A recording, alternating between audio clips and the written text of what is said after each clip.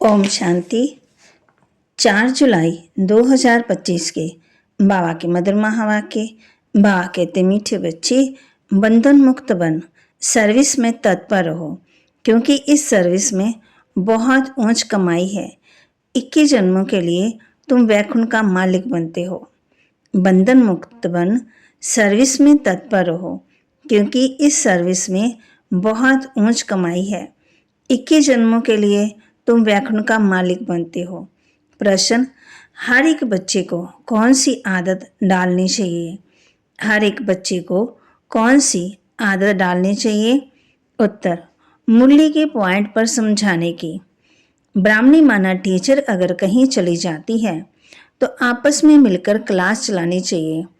अगर मुरली चलाना नहीं सीखेंगे तो आप समान कैसे बनाएंगे? ब्राह्मणी बिगड़ मूंझना नहीं चाहिए। पढ़ाई तो सिंपल है, क्लास चलाते रहो, ये भी प्रैक्टिस करनी है।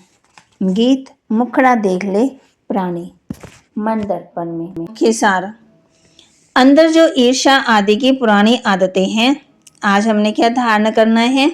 अंदर जो ईर्ष्या आदि की पुरानी बातें हैं, आदतें हैं, उसे छोड़ आपस में बहुत प्यार से मिलकर रहना है। ईर्ष्या के कारण पढ़ाई नहीं छोड़नी है। इस पुराने सड़े हुए शरीर का भान छोड़ देना है। बम्बरी की तरह ज्ञान की बूं बूं कर कीड़ों को आसमान बनाने की सेवा करनी है। इस रूहानी धंधे में लग जाना है। वरदान: मनसा बंधनों से मुक्त, अतिंद्रिय सुख की अनुभूति करने वाले मुक्ति दाता भव। मनसा बंधनों से मुक्त, अतिंद्रिय सुख की अनुभूति करने वाले मुक्ति दाता भव। अतिंद्रिय सुख में झूलना ये संगम युगी ब्राह्मणों की विशेषता है, लेकिन मनसा संकल्पों के बंधन आंतरिक खुशी व अतीन्द्रिय सुख का अनुभव करने नहीं देते। व्यर्थ संकल्पों, ईर्ष्या, अलबेलापन व आलस के संकल्पों के बंधन में बंधना ही मनसा बंधन है। ऐसी आत्मा अभिमान के वश दूसरों का भी दोष सोचती रहती है। उनकी में सुस्त शक्ति समाप्त हो जाती, इसलिए इस सूक्ष्म बंधन से मुक्त बनो, तब मुक्ति के दाता बन सकेंगे। स्लोगन: ऐसा खुशियों की खान से संपन्न रहो जो आपके पास दुख की लहर आ ही न सके। ऐसा खुशियों की खान से संपन्न रहो जो आपके पास दुख की लहर आ न सके।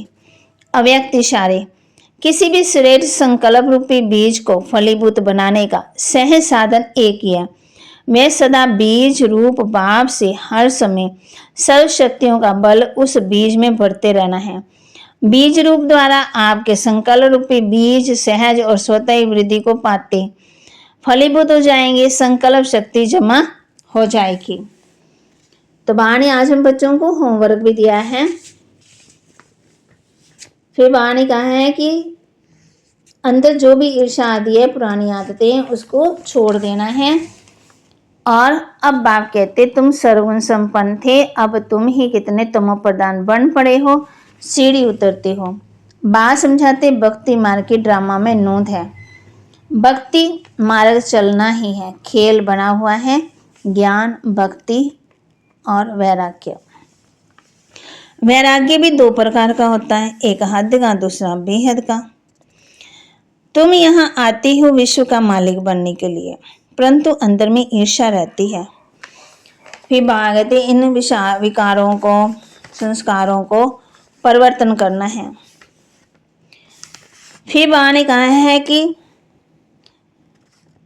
श्रीमद् भगवद गीता ही है जो हमें राजयोग सिखाती है, राजाओं का राजा बनाती है। भगवान ने आकर के राजयोग सिखाया, वह श्रीमद्दी एक ही भारत की गीता है, जिसका प्रभाव भी बहुत है।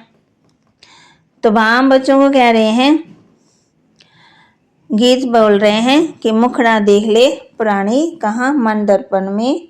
कितना पुण्य है, कितना पाप है तेरे अंदर में। तो बाबा के महावाक्य को लाइक करें, शेयर करें, सब्सक्राइब करें और अपने जीवन में धारण भी करें। ओम शांति। बाबा ने फिर कहा कि मुखड़ा देखना है, कहाँ देखना है? मन दर्पण में। ओम शांति।